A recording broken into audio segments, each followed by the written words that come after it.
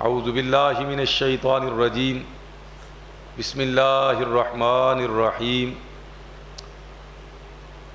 ان اول بیت وضع للناس للذی ببکۃ مبارکا وہدی للعالمین فیہ آیات بینات مقام ابراہیم ومن دخلہ کان آمنا وللہ علی الناس حج البیت من استطاع الیہ سبیلا ومن کفر فإن اللہ غنی عن العالمین سبحان ربک رب العزۃ عما یصفون وسلام علی المرسلین والحمد للہ رب العالمین آمین یا رب العالمین۔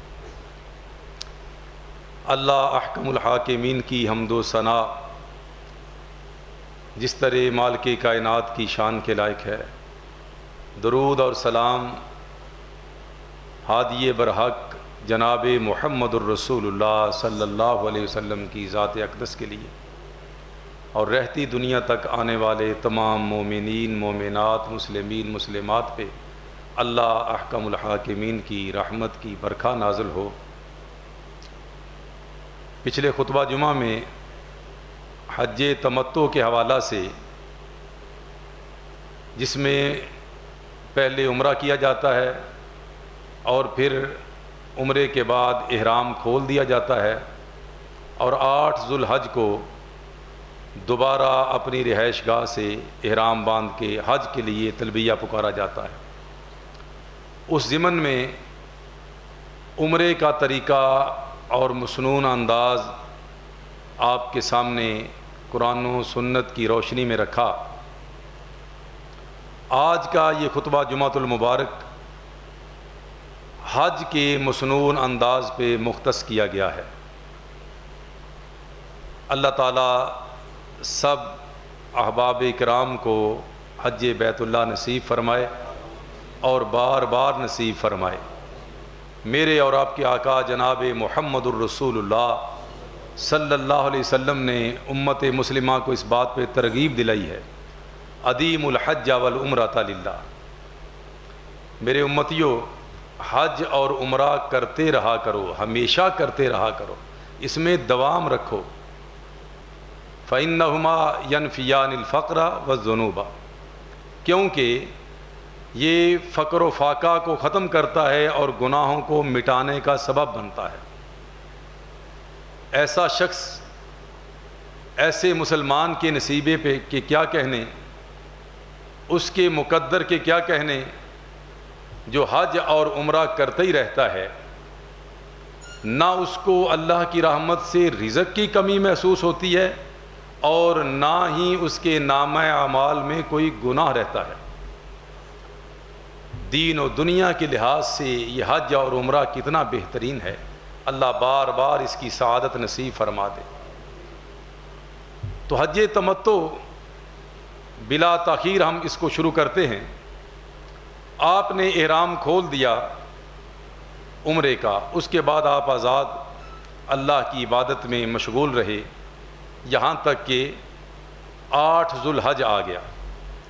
اب 8 ذو الحج کو آپ جہاں کہیں بھی رہائش پذیر ہیں، کسی ہوٹل میں، کسی جگہ پہ، وہیں سے آپ نے اپنی رہائش سے احرام باندھا اور اسی طرح غسل کیا، خوشبو لگائی، وہی سفید 2 چادریں آپ نے وہ لے لیں اور اس میں آپ ملبوس ہو گئے۔ اور سنت کے مطابق ہمیں کہنا چاہیے کہ لبیک حجاً، کہ اللہ پہلے عمرہ تھا، اب حج کے لیے تیرے حضور حاضر ہو رہا ہوں۔ اور دوسری روایت میں یہ الفاظ بھی ہیں، لبیک اللہم حجاً لا ریاء فیہا ولا سمعہ، مولا ایسا حج اس کی نیت کر رہا ہوں جس میں کسی قسم کی کوئی ریاکاری شامل نہیں ہے، نہ ہی شہرت مقصود ہے، محض تیری رضا حاصل کرنے کی نیت ہے۔ اللہ ایسا حج اور ایسی نیت ہمارے نصیب میں فرمائے۔ پھر اس کے بعد ہم نے لبیک اللہم لبیک لبیک لا شریک لک لبیک ان الحمد والنعمت لک والملک لا شریک لک، یہ تلبیہ پکارنا شروع کر دیا اور ہم مینا کی طرف جا رہے ہیں۔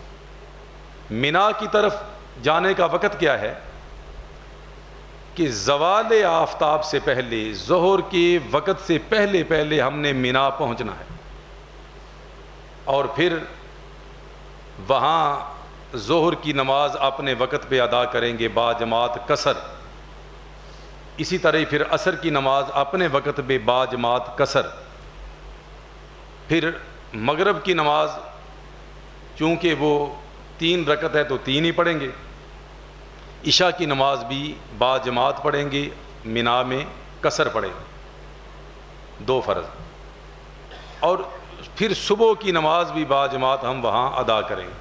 اللہ یہ اہتمام کرنے کی توفیق عطا فرمائے۔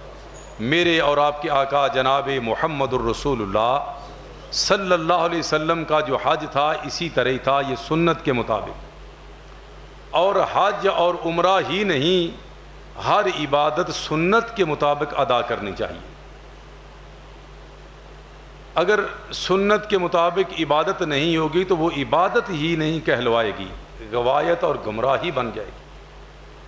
اور بالخصوص حج کے لیے تو میرے آقا صلی اللہ علیہ وسلم نے حجۃ الوداع کے موقع پہ بار بار اپنے ساتھیوں کو، اپنے شاگردان رشید کو اور اپنے اصحاب کو بار بار پکار کے یہ ارشاد فرمایا، لِتَأْخُذُوا مَنَاسِكَكُمْ، مجھ سے حج کے طریقے سیکھ لو، حج کے انداز مجھ سے سیکھ لو، ہو سکتا ہے کہ دوبارہ تمہاری اور میری ملاقات یہاں نہ ہو سکے، ہو سکتا ہے یہ میرا حج آخری حج ہو۔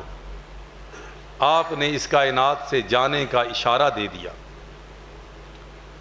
تم مجھ سے طریقے سیکھ لو، مسنون انداز حج کی سیکھ لو۔ یہ میرے آقا صلی اللہ علیہ وسلم کی خواہش تھی کہ میرے امتی میرے طریقے، میری سنت کے مطابق حج کرے، اپنی من مانی کو دخل نہ دے، کیونکہ عبادت وہی قبول ہوتی ہے جو نبی مکرم صلی اللہ علیہ وسلم کے سنت کے مطابق جو ہو۔ اللہ ہمیں سنت کے مطابق ہر عبادت کرنے کی توفیق عطا فرمائے۔ تو نبی مکرم صلی اللہ علیہ وسلم کی سنت یہی ہے کہ اپنے اپنے وقت میں جو نمازیں قصر ہیں با جماعت وہ قصر کر کے پڑھیں گے، صبح کی نماز تک ہم یہی عمل دہرائیں گے، قصر نماز جو قصر ہے اور دوسری جو پوری ہے وہ پوری، اور اس کے بعد ہم نماز کے بعد پھر یعنی جو 9 ذو الحج آ جائے گی، عرفہ کا دن، یوم عرفہ، جس کو نبی مکرم صلی اللہ تعالی علیہ وسلم نے حج کا بہت بڑا رکن قرار دیا ہے۔ ایک روایت کے مطابق میرے آقا صلی اللہ علیہ وسلم نے یوم عرفہ کو اور وقوف عرفہ کو حج قرار دیا ہے۔ اس کا یہ مطلب نہیں ہے کہ وقوف عرفہ ہی کر لیں تو حج ہو گیا، بلکہ اس کا مطلب ہے کہ یوم عرفہ اور وقوف عرفہ بہت اہمیت رکھتا ہے حج کے دوران۔ جس طرح میرے اور آپ کے آقا صلی اللہ علیہ وسلم کا فرمان ہے کہ سورۃ الفاتحہ سورۃ الصلاۃ ہے، کہ ہر نماز کا لازمی جز ہے، یہ مطلب ہے کوئی بھی نماز، یہاں تک کہ جنازے کی نماز بھی سورۃ الفاتحہ، لا صلاۃ لمن لم یقرأ بفاتحۃ الکتاب، رواہ البخاری فی صحیحہ، کہ نبی مکرم صلی اللہ علیہ وسلم نے فرمایا کہ کسی قسم کی کوئی نماز سورہ فاتحہ کے بغیر ہوتی ہی نہیں ہے۔ لہٰذا اس کا یہ مطلب نہیں کہ نماز میں صرف سورۃ فاتحہ پڑھ لیں تو نماز ہو جاتی ہے، باقی بھی مسنون دعائیں ہیں، مسنون ارکان ہے، نبی مکرم صلی اللہ علیہ وسلم کے مسنون طریقے ہیں، انہی کے مطابق پڑھیں گے۔ مقصد یہ ہے کہ ایک لازمی حصہ ہے سورۃ الفاتحہ، اسی طرح یہ وقوف عرفہ بھی ایک لازمی حصہ ہے۔ طلوع آفتاب ہو گیا، سورج طلوع ہو گیا، اس کے بعد ہم 9 ذو الحج کو، یوم عرفہ کو، عرفات کے میدان کی طرف کوچ کریں گے۔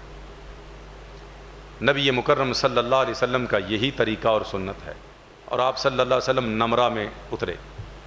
نمرہ وہ جگہ ہے جو آج کل مسجد نمرہ سے موسوم اور مشہور ہے، آپ کی یادگار میں وہاں پہ مسجد نمرہ تعمیر کر دی گئی، جہاں پہ آج بھی امام خطبہ دیتا ہے۔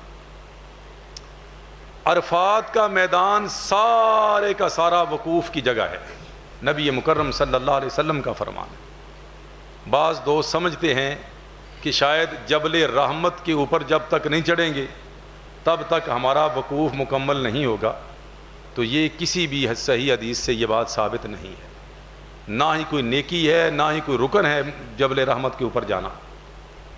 عرفہ کے میدان میں آپ پہنچے تو یہ وقوف آپ کا ہوا، اور وہاں آپ نے جو ہے ظہر کی نماز اور عصر کی نماز قصر کر کے باجماعت پڑھنی ہے، اور اول وقت میں پڑھنی ہے، یعنی ظہر کے وقت میں ہی، عصر کا انتظار نہیں کریں گے، ظہر کے وقت میں ظہر اور عصر باجماعت اکٹھی کر کے قصر کر کے پڑھیں، اور پھر اگر ممکن ہو تو امام صاحب کا خطبہ سنیں،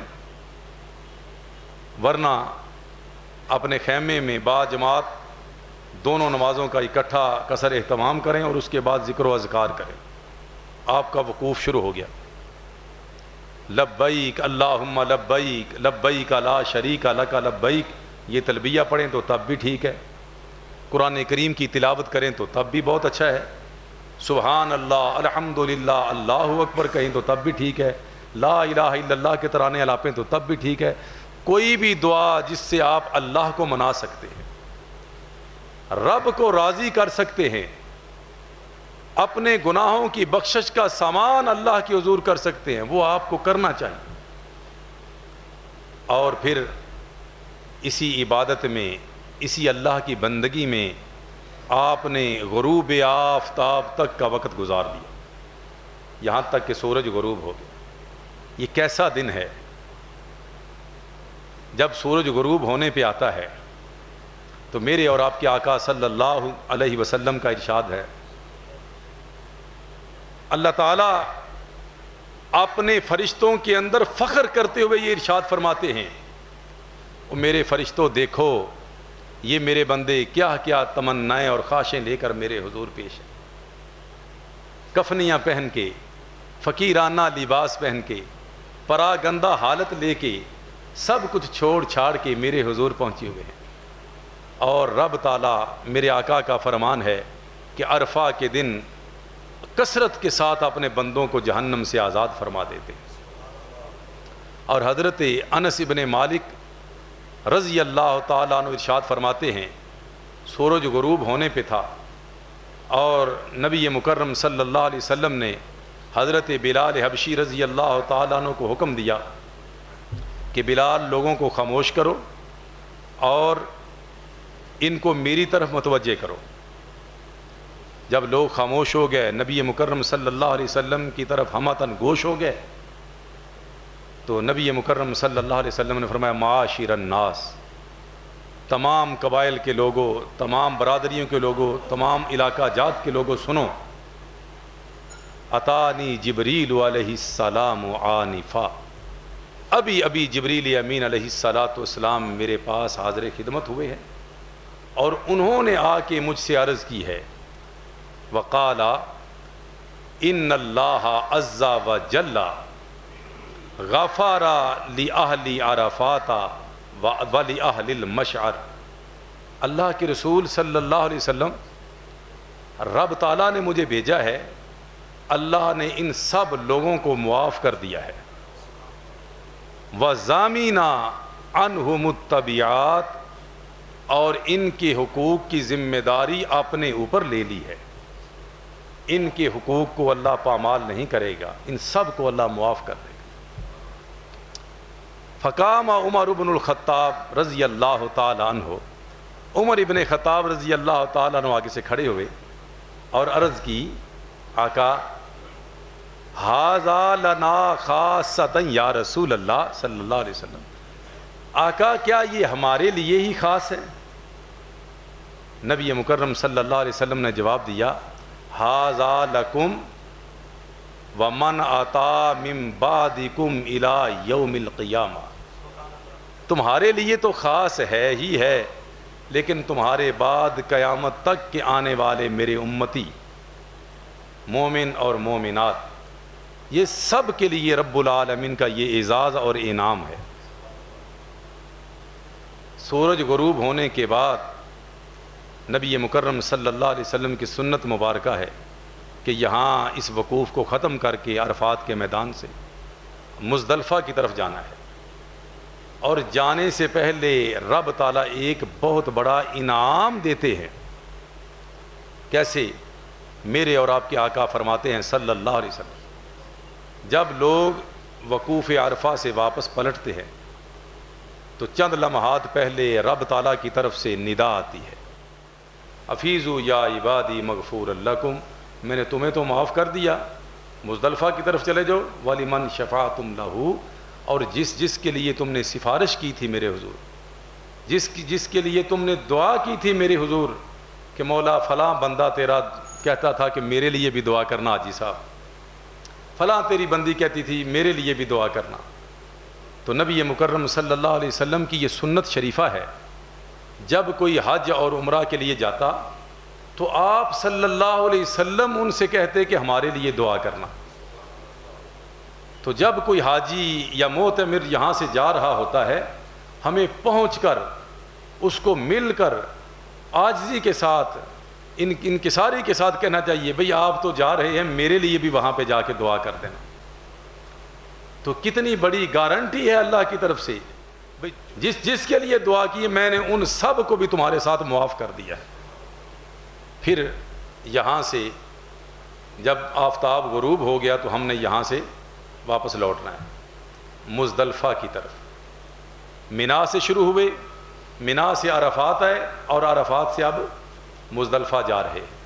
اچھا، مزدلفہ یعنی جو ہے وہ سورج غروب ہو گیا، یہاں پہ ہم نے نماز نہیں پڑھنی، نماز جا کے مزدلفہ میں پڑھنی ہے۔ اور جب مزدلفہ پہنچے سب سے پہلا کام کیا کرنا ہے؟ مغرب اور عشاء دونوں کو اکٹھا کر کے مغرب کی 3 رکعت ہی پڑھنی ہے اور عشاء کی 2 رکعت با جماعت، یعنی عشاء کو قصر کریں گے۔ یہ دونوں نمازیں با جماعت قصر کر کے ہم نے جاتے ساری پڑھنی ہیں۔ کنکریاں نہیں چننے لگ جانا، کھانا نہیں کھانے لگ جانا، کسی اور مشغولیت میں مصروف نہیں ہو جانا، بلکہ سب سے پہلے کیا کرنا ہے؟ وہاں پہ جا کے دونوں نمازیں اکٹھی پڑھنی ہیں۔ میرے اور آپ کے آقا جناب محمد الرسول اللہ صلی اللہ علیہ وسلم کا یہی طریقہ ہے، یہی مسنون ہے ہمارے لیے۔ مغرب اور عشاء ہم نے پڑھی اور وہیں پہ ہم سو گئے، کوئی نفل نہیں، کوئی تسبیحات نہیں، کوئی ارد گرد کے معاملات نہیں۔ نبی مکرم صلی اللہ علیہ وسلم نے جب مغرب اور عشاء پڑھی با جماعت قصر سے، اور آپ پھر سو گئے، اور صبح تک طلوع فجر تک آپ نے سوئے رہنا ہے، آرام ہی کرنا ہے۔ پھر جب صبح کا وقت ہو گیا، پھر ظاہر ہے نماز پڑھنی ہے۔ صبح کی نماز پڑھنے کے بعد پھر اللہ کے حضور مناجات میں اللہ کے حضور گڑ گڑاتے رہنا ہے، دعا استغفار کرتے رہنا ہے، رب کو مناتے رہنا ہے، یہاں تک کہ جو ہے وہ سفیدی پھیل جائے، یعنی روشنی ہو جائے۔ اور وہاں سے ہم نے اب پھر مزدلفہ سے منا کی طرف لوٹنا ہے۔ منا سے چلے تھے اور منا ہی واپس ہم آ رہے ہیں۔ البتہ جو لوگ کمزور ہیں، بیمار ہیں، کچھ خواتین ہیں، بچے ہیں، ان کو نبی مکرم صلی اللہ علیہ وسلم نے آدھی رات کے وقت اجازت دی ہوئی ہے، جس طرح حضرت سودا رضی اللہ تعالی عنہ نے آپ صلی اللہ علیہ وسلم سے اجازت مانگی اور نبی مکرم صلی اللہ علیہ وسلم نے ان کو اجازت دے دی۔ اور اماں جی عائشہ صدیقہ رضی اللہ تعالی عنہ فرماتی ہیں، بعد میں مجھے پتہ چلا کہ کاش میں نے بھی اجازت مانگ لی ہوتی، میں خوش تھی کہ میں اپنے آقا صلی اللہ علیہ وسلم کے ساتھ ہی جاؤں گی، لیکن اس کی وجہ کیا ہے؟ صبح پھر رش بڑھ جاتا ہے، جو کمزور لوگ ہوتے ہیں، خواتین ہوتی ہیں، بچے ہوتے ہیں، وہ ازدحام سے پریشان ہو جاتے ہیں اور صحبتیں اٹھانی پڑتی ہیں، تکلیف اٹھانی پڑتی ہے۔ اس لیے آدھی رات سے ہی جو کمزور لوگ ہیں یا خواتین ہیں ان کو اجازت ہے، سنت ہے کہ وہ وہاں سے رخصت ہے، وہ یہاں سے نکل جائیں منا کی طرف، اور جو لوگ بالکل ٹھیک ہیں وہ صبح کی نماز کے بعد نکلیں۔ اب منا کی طرف ہم واپس آ گئے۔ منا پہنچ کے چاشت کا وقت، صبح جب ناشتے کا وقت یا اشراق کی نماز کا وقت جسے کہتے ہیں، اس وقت میں نبی مکرم صلی اللہ علیہ وسلم کی سنت کے مطابق ہم جمرات الکبریٰ کو کنکریاں ماریں گے۔ یہ 3 جمرے ہیں، جمرات الصغریٰ، جمرات الوسطیٰ اور جمرات الکبریٰ، جو مکہ شریف کی طرف ہے بڑا جمرہ، اس کو کنکریاں ماریں گے 7 کنکریاں۔ یہ کنکریاں مزدلفہ سے بھی لی جا سکتی ہیں لوٹتے وقت، وادی محصر سے بھی چنی گئی ہیں سنت کے مطابق، لیکن وادی محصر ایک ایسی جگہ ہے جس سے ہمیں تیز تیز چلنا چاہیے۔ نبی مکرم صلی اللہ علیہ وسلم کی ولادت با سعادت سے 50 روز تقریباً پہلے یہاں ابرا اور اس کے ہاتھیوں کو اور پورے لشکر کو اللہ کا الحاکمین نے غرق کیا تھا، تباہ کیا تھا، جو بیت اللہ کی نعوذ باللہ تخریب کاری کے مذموم ارادے سے آیا۔ تو آپ صلی اللہ علیہ وسلم کی سنت ہے یہاں ذرا تیز چلنا چاہیے۔ بہرحال یہاں سے بھی آپ کنکریاں لے سکتے ہیں، مزدلفہ سے بھی لے سکتے ہیں، اور مینا سے بھی آپ کنکریاں لے سکتے ہیں۔ اور کئی دوست جو کنکریوں کو دھونا شروع کر دیتے ہیں، اور جب وہ جمرہ آتا ہے تو اس کو شیطان سمجھ کے گالیاں دینا شروع کر دیتے ہیں، جوتے مارنا شروع کر دیتے ہیں، تھوکنا شروع کر دیتے ہیں، جو بھی من چلے جو بھی چاہتے ہیں کرتے ہیں۔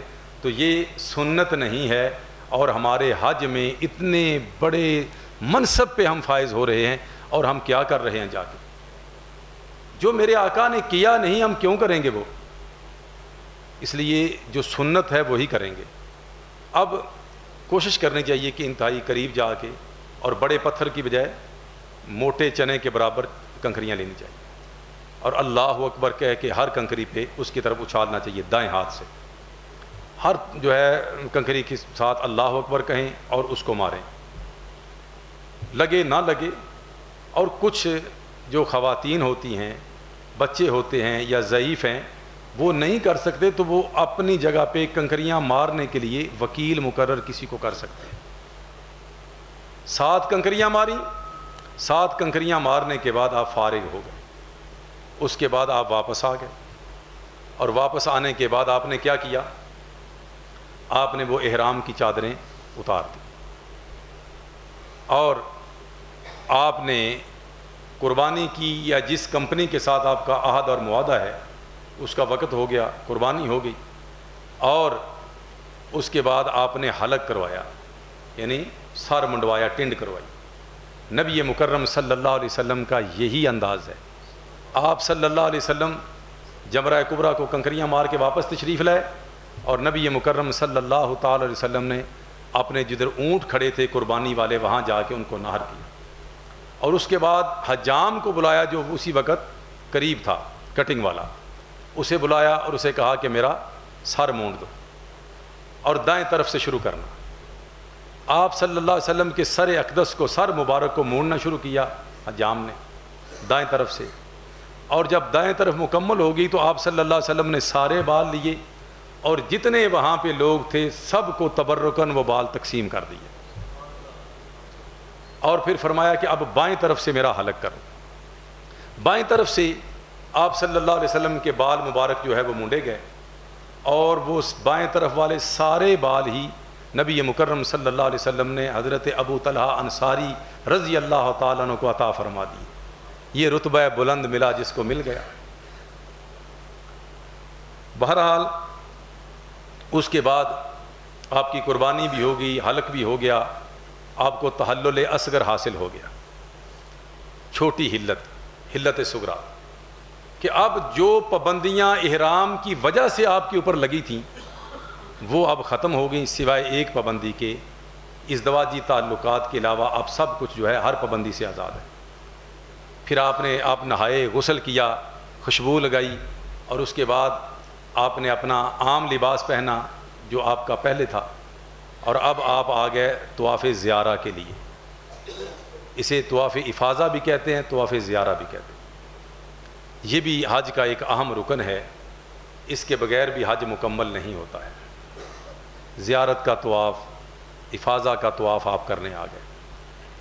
اب آپ بیت اللہ شریف کے اندر آئے، اور اسی طرح حجر اسود کے سامنے سے بسم اللہ یا اللہ اکبر کہا تو آپ نے طواف کرنا شروع کر دیا۔ حجر اسود سے پہلے رکن یمانی کا کونا جو ہے، یہاں سے حجر اسود تک مختصر وقفہ جو ہے یہاں پہ آپ نے ربنا آتینا فی الدنیا حسنۃ وفی الآخرۃ حسنۃ وقنا عذاب النار پڑھا، اور آپ کا ایک طواف حجر اسود کے اوپر مکمل ہو گیا، 7 چکر، یعنی ایک چکر پورا۔ کسی چکر کی، جس طرح میں پچھلے جمعہ میں عرض کر چکا ہوں، کوئی مخصوص دعا نہیں سوائے رکن یمانی سے حجر اسود تک کی مخصوص دعا ربنا آتینا فی الدنیا حسنہ وفی الآخرۃ حسنہ وقنا عذاب النار۔ 7 چکر آپ نے لگا لیے، اس کے بعد آپ نے مسجد حرام کے اندر، حرم پاک کے اندر 2 نفل پڑھے، سورۃ فاتحہ کے بعد پہلی رکعت میں قل یا ایھا الکافرون، اسی طرح، اور دوسری رکعت میں سورہ فاتحہ شریف کے بعد قل ھو اللہ احد آپ نے پڑھی۔ یہ آپ کی نماز پوری ہو گئی، نماز اسی طرح باقی۔ نماز کے بعد آپ نے زمزم پیا، سر میں بہایا تھوڑا سا، اور آپ صحیح کی طرف تشریف لے گئے۔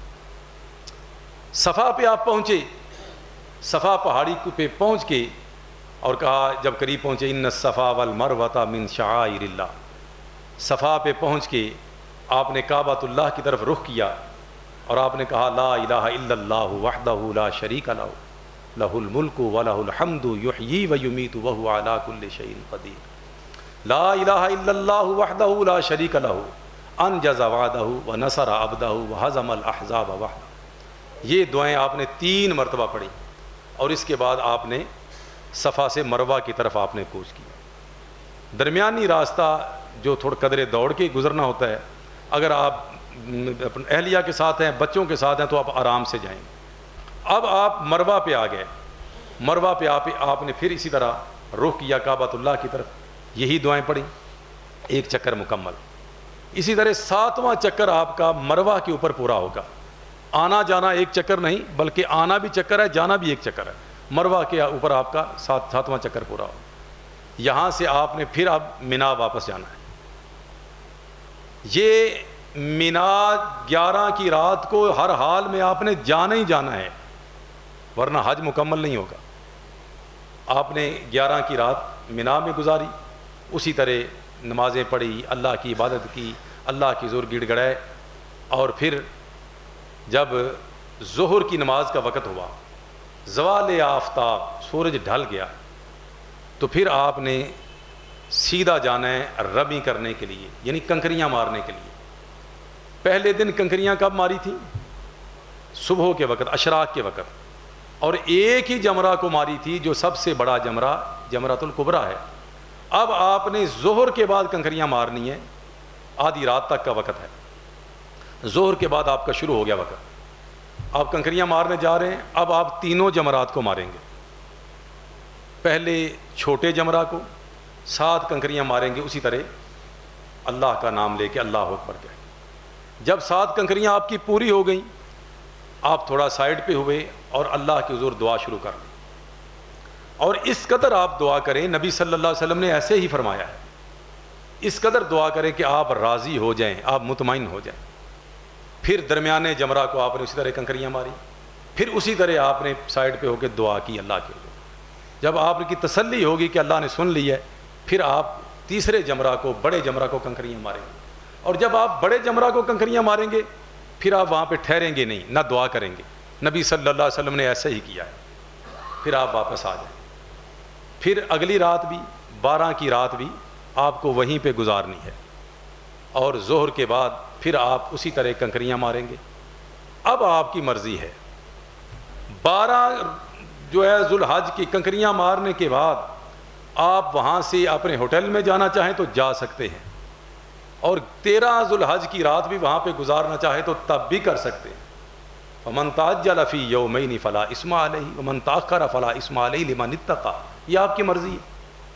تقویٰ کی علامت یہی ہے کہ آپ 13 ذو الحج بھی وہیں پہ گزاریں اور رمی یعنی کنکریاں مار کے وہاں سے نکلیں۔ اس کے بعد آ جاتا ہے اب طواف وداع، یہ بھی اہم رکن ہے حج کا۔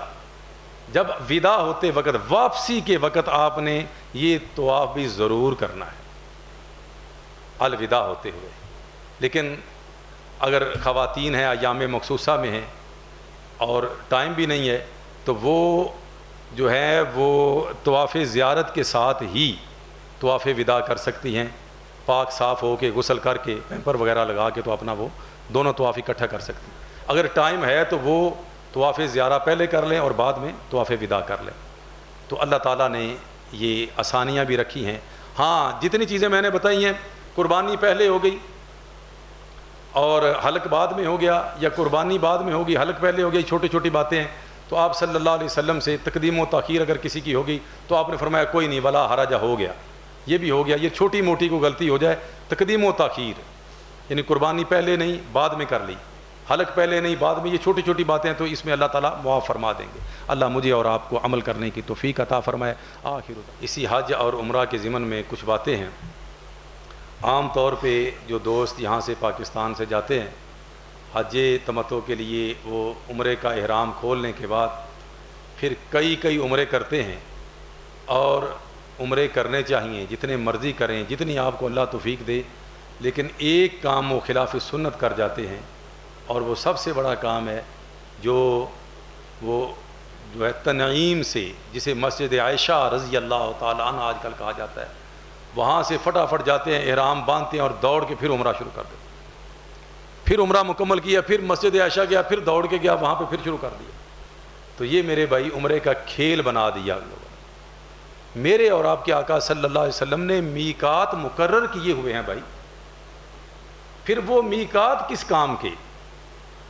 اگر میقات سے آپ گزر گئے بغیر احرام باندھے نیت کیے تو آپ کو واپس آنا پڑے گا، یا قربانی دینی پڑے گی، دم دینا پڑے گا. تو اماں عائشہ رضی اللہ تعالیٰ عنہ کا ایک مخصوص معاملہ تھا جو ان کی ذات کے ساتھ، ان کے بعد بھی نبی مکرم صلی اللہ علیہ وسلم نے کسی صحابی اور صحابیہ کو حکم نہیں دیا، نہ ہی کسی صحابی اور صحابیہ نے یہ کام کیا ہے. یہ 14ویں صدی کے مفتیوں کو یہ خیال آ گیا بھائی. تو اللہ تعالیٰ ہمیں ہدایت نصیب فرمائے، یا زیادہ سے زیادہ وہ خواتین جن کو اماں عائشہ والا مسئلہ بن جائے، یعنی کسی حد تک یہ دلیل استدلال کیا جا سکتا ہے، اگرچہ وہ بھی ثابت نہیں ہے، لیکن جو ہم کرتے ہیں وہ انتہائی سراسر غلط ہے. ہاں اپنے عمرہ کرنا ہے تو خوشی سے جائیں، لیکن جو قریب ترین میقات ہے آپ ادھر جائیں. جو میقات اللہ کے رسول نے مقرر کی ہے خوشی سے جائیں، وہاں سے آ کے جو احرام باندھیں آپ عمرہ کریں تو وہ ٹھیک ہے.